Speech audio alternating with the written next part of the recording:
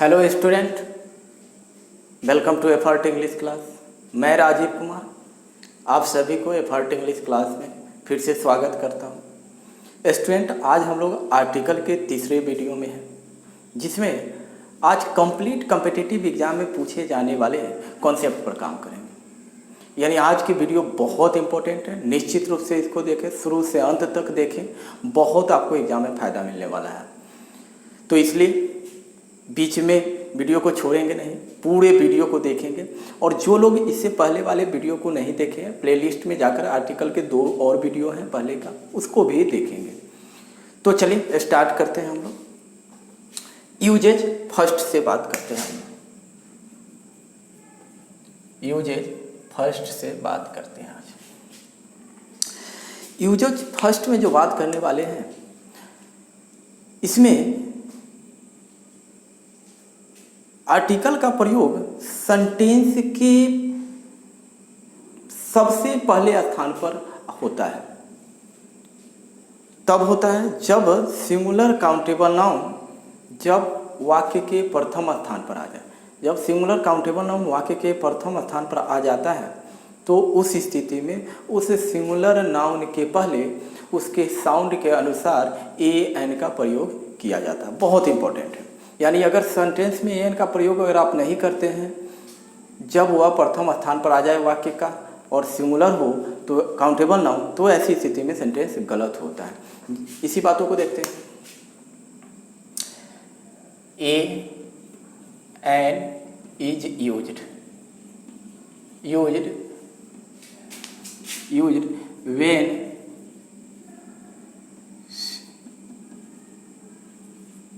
Singular countable noun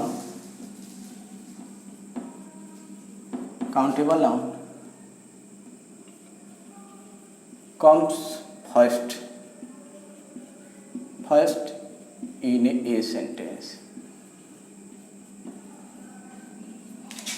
इस बातों को दिमाग में रखें। सिंगुलर काउंटेबल नाउन जब वाक्य के प्रथम स्थान पर आ जाए तो उसमें एन का प्रयोग करना अनिवार्य होता है। जैसे छोटा सा एग्जांपल से देखते हैं।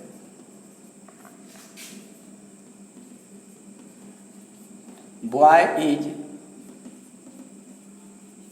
playing in the ground। Sentence गलत होता है। कैसे गलत है? तो देखिए, बॉय जो है सिंगुलर काउंटेबल नाउन है, वाक्य के प्रथम स्थान पर आया है तो इसके पहले इसके साउंड के अनुसार ए या एन का प्रयोग करना आवश्यक है। तो इसके स्थान पर क्या हो जाएगा? A boy is playing in the ground. ये सेंटेंस सही है, यानी आपको ऐसा करना पड़ेगा। नहीं करते हैं तो गलत हो जाता है। दूसरा, जैसे हम और एग्जांपल देखते हैं। Cow is an animal. अगर ऐसे लिखते हैं तो भी सेंटेंस गलत है। इसके जगह पर क्या हो जाएगा? A cow is an animal. ये सेंटेंस क्या है? ये सेंटेंस सही है। यानी कॉमन नाउन से पूरे जाति का अगर बोध कराना हो और सिंगुलर काउंटेबल नाउन के रूप में हो तो उसके पहले भी ए एन का प्रयोग किया जाता है। अगर नहीं करते हम तो इस स्थिति में सेंटेंस गलत हो जाता है, इसलिए आपको करना पड़ेगा।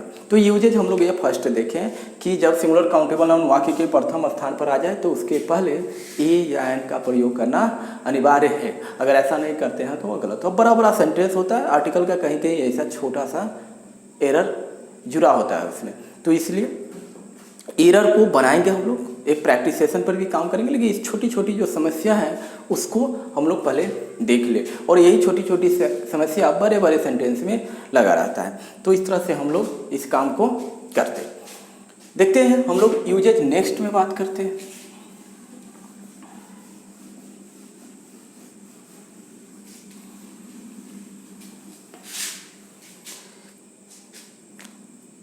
यूजेज नंबर 2 देखेंगे। यूजेज नंबर 2 में जो दिमाग में बात रखना है वो यह है कि अगर विथ या विदाउट विथ या विदाउट के बाद जब भी कोई सिंगुलर काउंटेबल नाउन आ जाए तो उस सिंगुलर काउंटेबल नाउन के पहले एन का प्रयोग करना अनिवार्य है। जैसे कि देखते हैं, स्ट्रक्चर से ही देख लेते हैं, स्ट्रक्चर ही देख लेते। अगर विथ या विदाउट के बाद नाउन कोई आवे और वह नाउन सिंगुलर काउंटेबल नाउन, तो इसके पहले हमेशा ये या एन का प्रयोग करना पड़ेगा। आपको याद रखें, बहुत एग्जाम में क्वेश्चन पूछता है, इसलिए डायरेक्ट आपको स्ट्रक्चर से काम किए हैं कि आपको दिमाग में रहे, आसान बनाने के लिए। तो याद रखना, विथ आ जाए तब या विदाउट आ जाता, विद और विदाउट में से दोनों में से कोई भी एक आ जाए तो ऐसी स्थिति में नाउन के पहले और विद या विदाउट के बाद ए एन का प्रयोग करना अनिवार्य होता है। एग्जाम्पल में जैसे देखते हैं, my friend came to me with bag. ये सेंटेंस गलत है। कैसे गलत है? तो गलत इसलिए है कि देखिए, विथ के बाद सिंगुलर काउंटेबल नाउन बैग है, तो इस बैग से पहले इसमें ए होना चाहिए था, जो कि नहीं है, तो ऐसी स्थिति में गलत है। इसके स्थान पर सेंटेंस जो होना चाहिए वो होना चाहिए, my friend came to me with a bag. A sentence है, यानी विथ या विदाउट के बाद सिंगुलर काउंटेबल नाउन पर नजर रखना है। अगर सिंगुलर काउंटेबल नाउन आ जाए तो निश्चित रूप से उसके पहले ए या एन का प्रयोग साउंड के आधार पर करेंगे। जैसे और एग्जांपल को देखते हैं,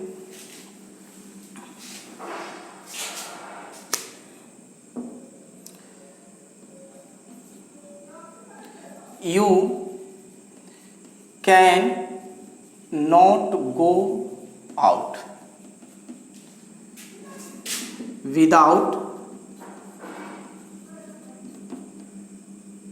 अम्ब्रेला।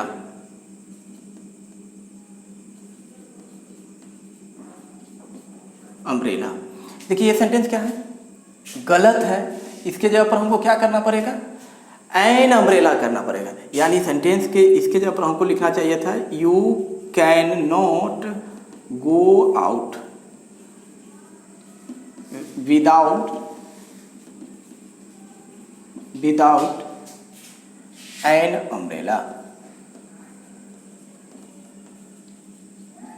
यानी ये सेंटेंस है। तो हमने दूसरा कॉन्सेप्ट में जो देखा है कि विद या विदाउट के बाद यदि कोई सिंगुलर काउंटेबल नाउन आ जाए तो उस नाउन से पहले और विद और विदाउट के बाद सिंगुलर काउंटेबल नाउन अगर होने पर ए एन का प्रयोग करना अनिवार्य है। अगर नहीं करते तो गलत होता है। ऐसा एग्जाम में करके देता है कि नहीं होता है, लेकिन आपको वहीं पर एरर पकड़ना है। आप बारी बारी से देखते जाएं, बहुत आसान आपका आर्टिकल का क्वेश्चन कर देने वाले हैं। चाहे इंडिया में जिस लेवल का एग्जाम हो और इसमें इंग्लिश पूछता हो और उसमें आर्टिकल का क्वेश्चन जब आ जाए तो आपके लिए बहुत आसान होने वाले हैं। बशर्ते आप पूरे वीडियो को देखें, जो वीडियो पीछे छूटा है आपका उसको भी देखें, इसको भी देखें और इसके आने वाले सारे वीडियो को आप देखेंगे। तो इस तरह से हम लोग दूसरे कॉन्सेप्ट पर बात किए।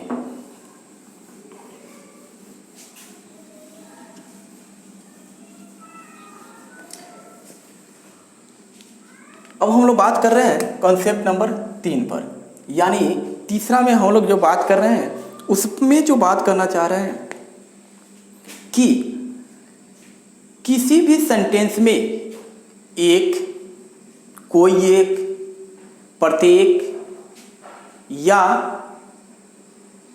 उसकी दर को दर्शाता है, रेट को दर्शाता है या ऐसा कॉन्सेप्ट देता है, ऐसा सेंस अगर सेंटेंस से आ रहा हो तो ऐसी स्थिति में बिना किसी कारणवश उसके पहले नाउन का प्रयोग और नाउन का अगर प्रयोग हो तो उसके पहले ए या एन का प्रयोग उस नाउन के साउंड के आधार पर किया जाता है। जैसे इस बातों को लिखे किस किस सेंस में आता है, तो जैसे देखिएगा लिखते हैं, इन द सेंस ऑफ, इस चीज़ों को दिमाग में रखें, in the sense of one, अगर वन का सेंस सेंटेंस में आ रहा हो कहीं पर, एनी वन,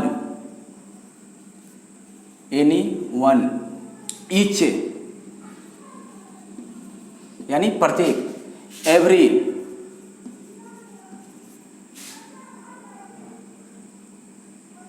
और पर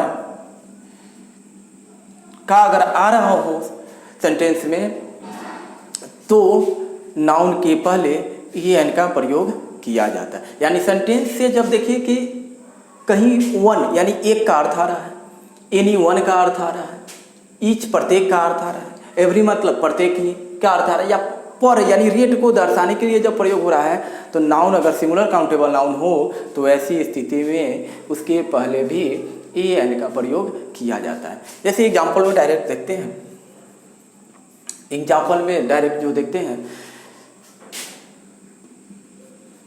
the train is running at the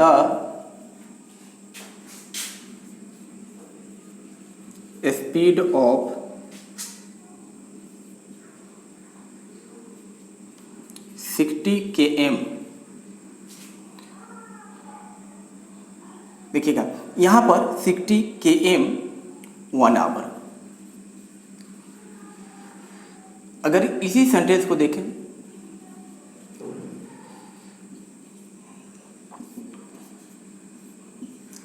तो देखिएगा इसमें जो एरर आपके यहाँ जो दिख रहा है, किस पार्ट में एरर है, यानी क्या बोले, जब सेंटेंस में वन का कहीं सेंस देते, जब भी आप क्या बोलिएगा, ट्रेन जो है प्रति घंटा क्या है 60 किलोमीटर चल रहा है। तो ऐसी स्थिति में हम लोग क्या करते हैं, तो ऐसी स्थिति में वन का आया मतलब प्रति घंटा, प्रति क्या आ रहा है, यानी तो ऐसी स्थिति में हम लोग वन का प्रयोग ना करके हम लोग इसके स्थान पर क्या करेंगे, हम लोग तो वन गलत हो जाता है यहाँ पर, और इसी आवर के साइन के साउंड के आधार पर यहाँ पर क्या चीज़ का प्रयोग करना चाहिए हमको, एन का, वन का प्रयोग अनुचित होता है, उसकी आवश्यकता नहीं। आप एन आवर लिखिए न कि 1 आवर लिखेंगे। यानी आपको साउंड को चेक करना है, जो वर्ड आ रहा है उसके साउंड को चेक करेंगे कि वह साउंड किस पर निर्भर करता है, और उस नाउन के पहले एन का प्रयोग करेंगे किन शब्दों में। तो हमने तो वन में लिखा, लेकिन आपके जब सेंटेंस में वन का कहीं पर अर्थ देता हो, एनी वन का अर्थ देता हो, ईच का अर्थ देता हो, एवरी का अर्थ देता हो, या पर का अर्थ देता हो, फिर भी आपको ए या एन का ही प्रयोग करना है। नेक्स्ट आगे और भी एग्जाम्पल से जुड़ते हैं, देखते हैं।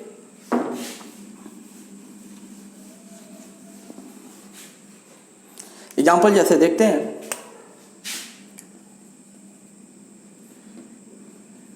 The doctor said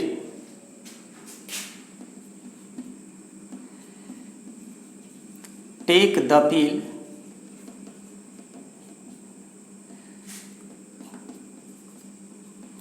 twice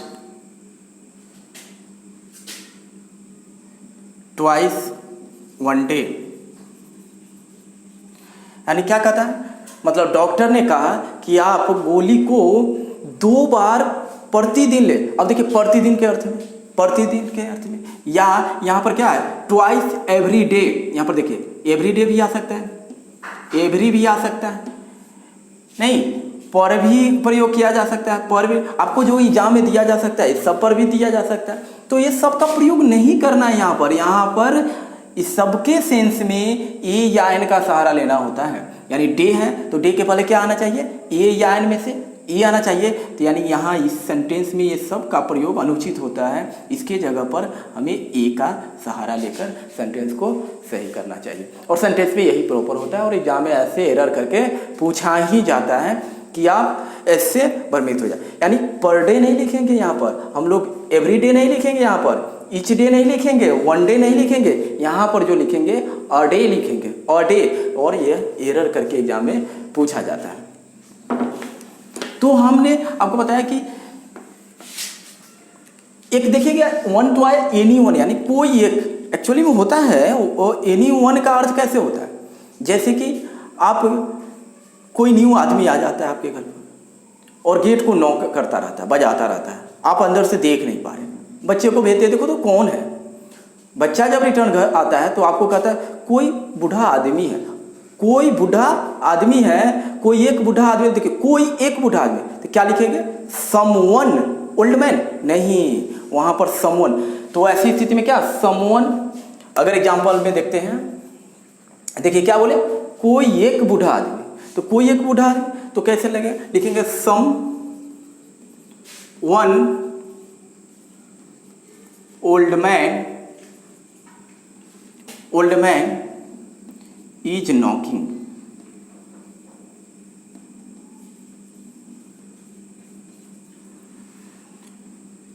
knocking the door. देखिए हमने कहना क्या चाहता? कोई एक बूढ़ा आदमी। अब देखिए कोई एक बूढ़ा आदमी की बात जब ये कर दी, इसका क्या मतलब है? हमने यहाँ पर कोई बोले एक, यानी एनी वन का भी जब अर्थ दे सेंटेंस में, तो ऐसी स्थिति में यहाँ समवन दे दे तब भी गलत है, एनी वन दे दे। देखिए सेंटेंस में जो एग्जाम में देता है क्या क्या लेकर देता है, इसके जगह पर आपको दे सकता है एनी वन दे सकता है, तो ये भी गलत है, ये भी गलत है। इसके जगह पर केवल एन ओल्ड मैन होना चाहिए। ओल्ड मैन के हिसाब से क्या रिक्वायरमेंट है? एन है, यानी जब एन है तो हम लोग क्या करेंगे? इसके लिए एन का प्रयोग करेंगे, यानी an old man is knocking the door, मतलब कोई बूढ़ा आदमी गेट को बजा रहा है। मतलब इसका भी अर्थ क्या निकलता है? कोई, यानी कोई एक, यानी कोई एक का भी जब अर्थ देना हो तभी क्या करेंगे हम लोग? एनी वन का प्रयोग करेंगे। यहाँ तक कि कोई, जैसे कि कोई प्रॉपर नाउन भी आ जाए, यानी किसी व्यक्ति का नाम भी आ जाए, तो उसके पहले भी ए एन का प्रयोग किया जाता है, बशर्ते जब उसके बारे में केवल आप नाम जानते हैं। जैसे कि होता क्या है, घर पर कोई नहीं है, कोई बच्चे केवल प्रेजेंट है, तो ऐसी स्थिति में कहीं से कोई लेटर आ जाता है। तो जब लेटर आ जाता है तो वह लेटर देने वाला बच्चा को बोलता है कि जब पापा आए तो बोलना क्या कि राम ने यह लेटर दिया है। बस बच्चा को तो इतना ही जाना है। तो अब बच्चा जब आप आते हैं घर पर, तो बच्चा जो अपने गार्जियन को जब वो लेटर देता है तो क्या कहता है? कोई राम नाम का आदमी यह लेटर दिया है। तो ऐसी स्थिति में क्या लेगा? कोई राम, तो वहाँ पर भी लिखा जाता है, ए का ही प्रयोग किया जाता है, कोई राम नाम का बात कर। जैसे एग्जाम्पल में देखते हैं, बहुत एग्जाम में क्वेश्चन आते हैं, सब कंसेप्चुअली क्वेश्चन आते हैं। जैसे यहाँ पर लिखेंगे a Mr Ram gave this letter,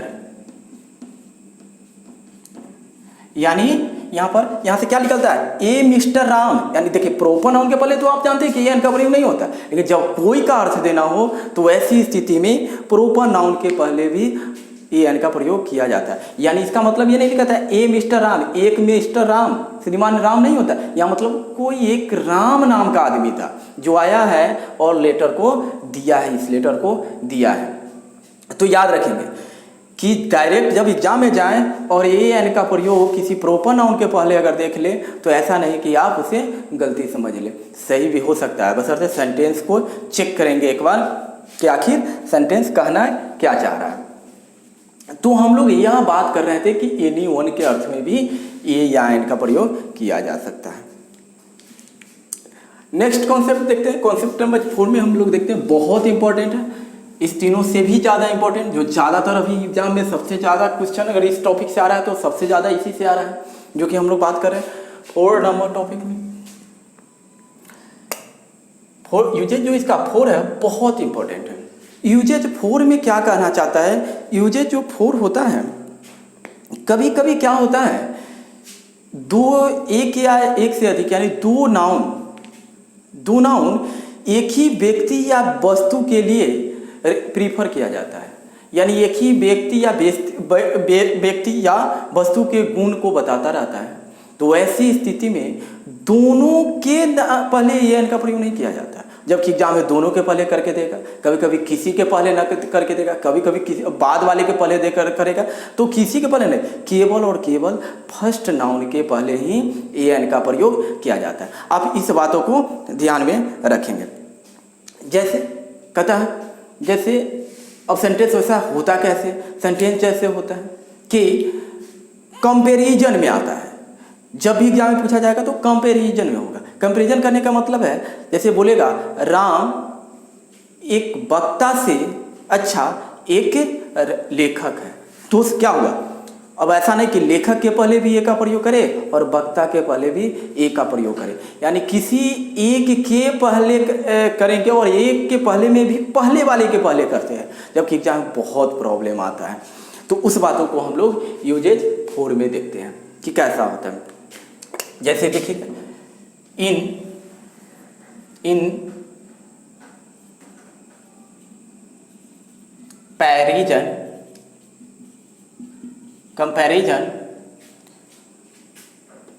comparison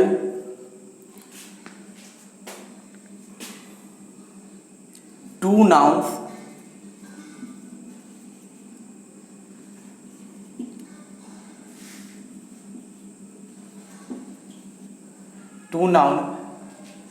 refer to the same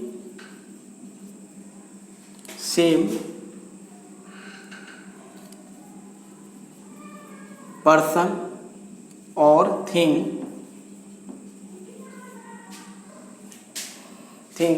then the article is used before the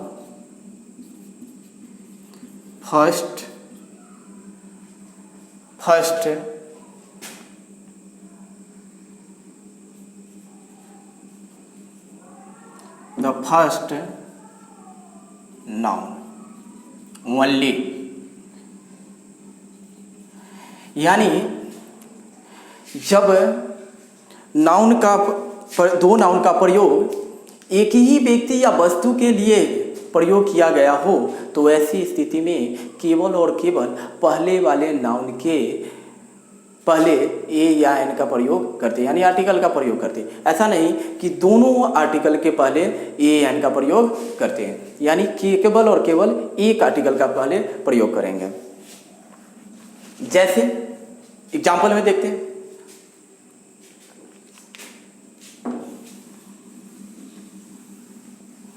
example में पहले देखते हैं,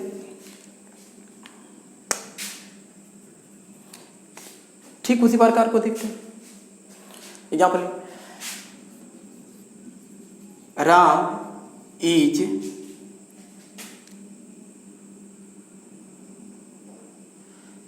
ए बेटर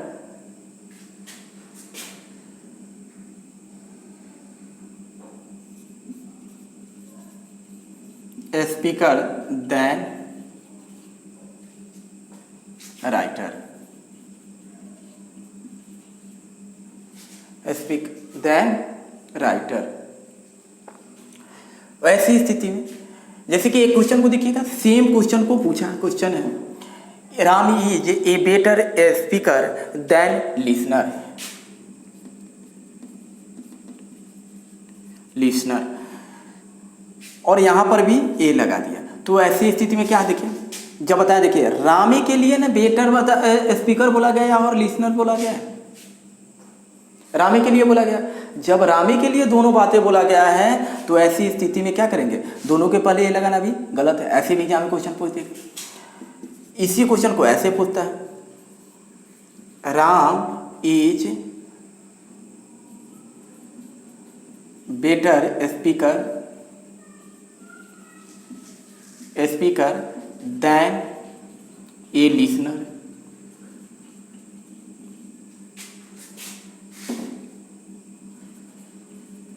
ऐसी स्थिति में भी सेंटेंस गलत है। तीसरा देखिएगा, राम इज ए बेटर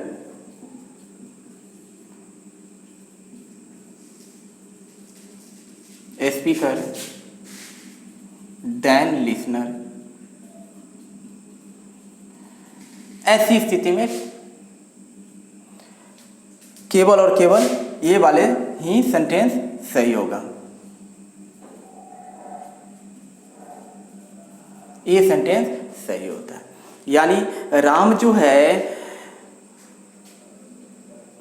जो है उसी के लिए बात हो रहा है स्पीकर और लिसनर के लिए, और दोनों में कंपेयर हो रहा है कि कौन काम वो अच्छा करता, बोलता अच्छा है या वह सुनता अच्छा है। तो आया तो ऐसी स्थिति में केवल देखिए दोनों के पहले भी आर्टिकल का प्रयोग करेंगे तभी गलत है, एक के पहले करेंगे और बाद वाले के पहले कर दिए तभी गलत है। केवल और केवल पहले वाले के पहले ही ए या एन का प्रयोग किया जाता है। तो हम लोग ये बात किए हैं कि आर्टिकल में ए एन का प्रयोग इस तरह से किया भी जाता है, जो सेंटेंस पर आपको एग्जाम में पूछा जाता है। ये कंप्लीटली आपके एग्जाम के पर्पज से बताया गया है, एक कंप्लीटली एग्जाम में आया हुआ क्वेश्चन सब है, यानी बहुत बारीकी से देखेंगे इसको। अब हम लोग इसके बाद में भी ए एन का एक एपिसोड लेकर आएंगे, एक क्लास और लेकर आएंगे वीडियो, जिसमें आपको कुछ फिक्स वर्ड है जो ए एन लेकर ही आता है। कुछ वर्ड है चाहे वह वर्ब के रूप में भी आता है कभी, लेकिन कभी कभी नाउन के रूप में भी आता है, तो वो अपने पहले ए एन का प्रयोग लेता है। यानी कि कुछ फ्रेजल वर्ड होते हैं जो हमेशा अपने साथ ए एन का प्रयोग लेकर आते हैं। तो इसलिए उन सारे सब वर्ड का भी एक चार्ट लेकर अगले नेक्स्ट जो वीडियो में आएंगे तो उसको आप लोग आसानी से जो है कि चेकआउट कर पाएंगे कि आसानी से प्रॉब्लम आता कहाँ से है, कैसे है, कौन सा वर्ड है। कुछ ऐसा ही वर्ड लेकर आएंगे जो उसके अलावा कुछ नहीं आता है। तो एक और क्लास जो है कि आपको ए एन के लिए लेकर आएंगे, फिर उसके बाद एक प्रैक्टिस सेशन ए एन का लेकर आएंगे। कहाँ इसको अच्छे से पढ़ेंगे क्योंकि ये सारे के सारे वही वर्ड है जो एग्जाम में बार बार पूछता है। तो आप इस वीडियो को देखें, नेक्स्ट वीडियो का फिर इंतजार करें, नेक्स्ट वीडियो भी आ जाएगा। तो नेक्स्ट वीडियो आए इससे पहले अगर आपको वीडियो अच्छा लगा है तो इसको शेयर करें, लाइक करें, और संभव हो सके तो इसे शेयर भी कर दें और सब्सक्राइब भी चैनल को कर दें। तो मिलते हैं नेक्स्ट वीडियो में। Thank you, all the best.